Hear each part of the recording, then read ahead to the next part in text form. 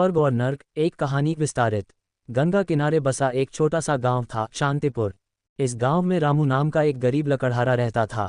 रामू ईमानदार और मेहनती था, पर गरीबी उसका पीछा नहीं छोड़ती थी। वह हर दिन जंगल जाता, लकड़ियां काटता और उन्हें बाजार में बेचकर अपना और अपने परिवार का पेट पालता था। उसकी पत्नी सीता एक दयालु और समर्पित महिला थी, जो हर मुश्किल में रामू का साथ देती थी। उनके दो छोटे बच्चे थे, राजू और पी रानी, जो अपने पिता से बेहद प्यार करते थे और हमेशा उनकी मदद करने के लिए तत्पर रहते थे। एक दिन रामू जंगल में लकड़ियां काट रहा था। गर्मी का मौसम था और सूरज की तपिश से उसका बुरा हाल था। वह एक पेड़ के नीचे बैठकर सुस्ताने लगा। तभी उसकी नज़र एक साधु पर पड़ी। साधु एक चट्टान पर बैठे ध्यान कर रहे थे। रामू ने उन्हें प्रणाम किया और उनसे कुछ देर बात करने की इच्छा जताई। साधु ने अपनी आंखें खोलीं और रामू को आशीर्वाद दिया। रामू ने उनसे अपनी गरीबी और दुखों के बारे में बताया।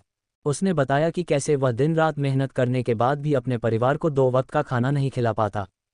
साधु ने उसकी बात ध्यान से सुनी और कहा, रामू, दुख और सुख तो जीवन का हिस्सा हैं। जो व्यक्ति अच्छे कर्म करता है उसे स्वर्ग मिलता है और जो बुरे कर्म करता है उसे नर्क।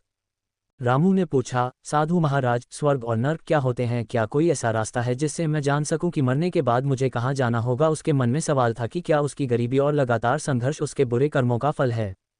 साधु मुस्कुराए और बोले, स्वर्ग और नर्क दो अलग अलग लोक हैं। स्वर्ग में सुख, शांति और आनंद है, जहाँ हर इच्छा पूरी होती है और कोई कष्ट नहीं होता। जबकि नर्क में दुख, पीड़ा और कष्ट है, जहाँ पश्चाताप और दंड का अंतहीन चक्र चलता रहता है। तुम अपने जीवन में जो कर्म करोगे वही तय करेगा कि तुम्हें कहाँ जाना है। लेकिन अगर तुम वास्तव में स्वर्ग और नर्क को देखना चाहते हो तो मैं तुम्हें एक ऐसा रास्ता बता सकता हूँ।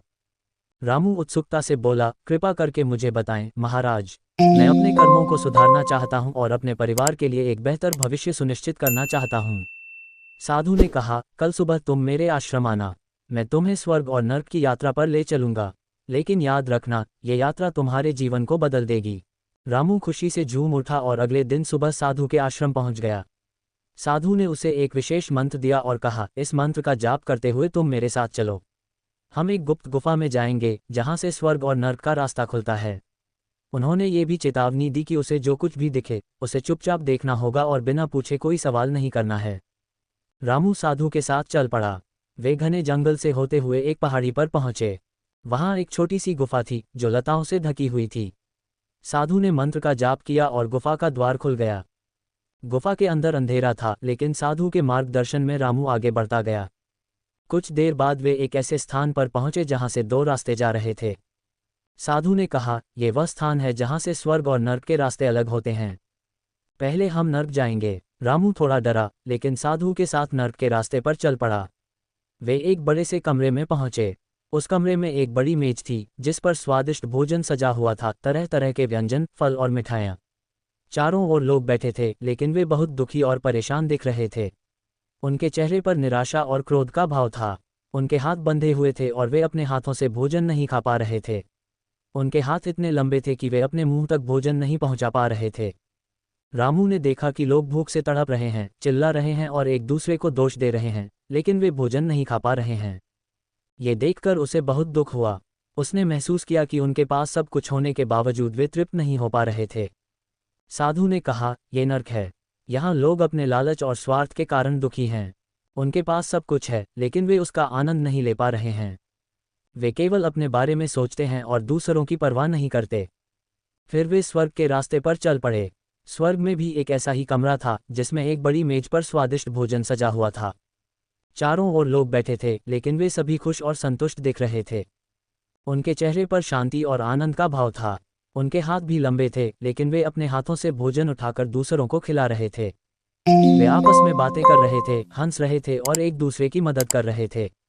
रामू ने देखा कि लोग एक दूसरे की मदद कर रहे हैं और भोजन का आनंद ले रहे हैं। वे खुशी से गीत गा रहे थे और नृत्य कर रहे थे। ये देखकर उसे बहुत खुशी हुई। उसने महसूस किया कि उनके पास जो कुछ भी है वे उसे बांटकर खुश हैं। साधु ने कहा, ये स्वर्ग है। यहाँ लोग प्रेम, करुणा और सहयोग से रहते हैं। वे अपने सुखों को दूसरों के साथ बांटते हैं और इसलिए हमेशा खुश रहते हैं। रामू को स्वर्ग और नर्क के बीच का अंतर समझ में आ गया। उसने साधु को धन्यवाद दिया और वापस गांव लौट गया। रास्ते में वह सोचने लगा कि कैसे वह अपने जीवन को बदल सकता है और अपने परिवार को स्वर्ग की ओर ले जा सकता है। गांव पहुंचकर रामू ने अपनी जीवन शैली में बदलाव किया। उसने गरीबों और जरूरतमंदों की मदद करना शुरू कर दिया। उसने सीता और अपने बच्चों को भी प्रेरित किया कि वे दूसरों की मदद करें। वह अपने सुखों को दूसरों के साथ बांटने लगा। उसने अपनी लकड़ियों को बेचने से पहले गांव के गरीब लोगों को मुफ्त में लकड़ी देना शुरू कर दिया। धीरे धीरे उसके जीवन में खुशियां आने लगीं। रामू अब पहले से ज्यादा खुश और संतुष्ट था। उसने समझ लिया था कि स्वर्ग और नर्क कहीं बाहर नहीं, बल्कि हमारे कर्मों में ही निहित हैं।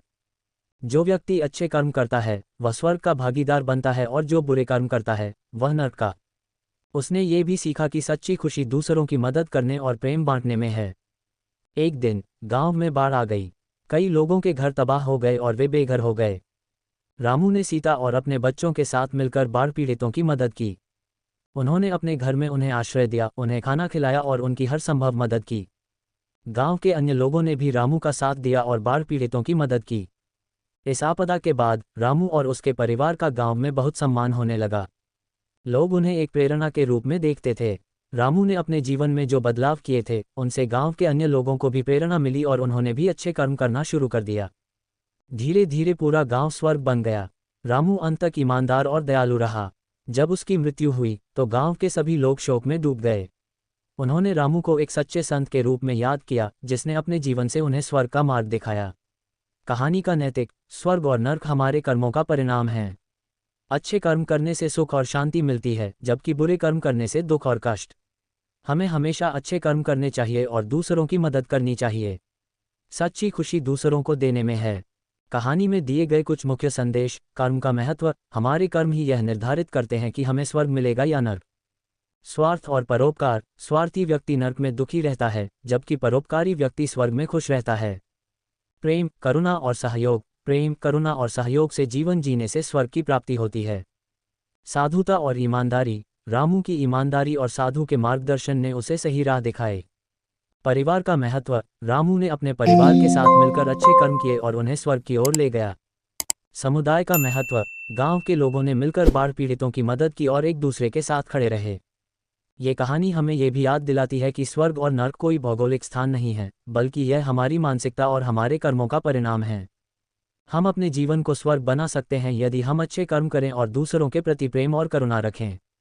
और हम अपने जीवन को नर्क भी बना सकते हैं यदि हम स्वार्थी, लालची और क्रूर बने।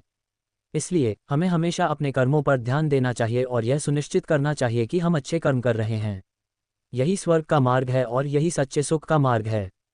और हमें अपने परिवार और समुदाय के साथ मिलकर अच्छे कर्म करने चाहिए ताकि हम सभी स्वर्ग में जा सकें।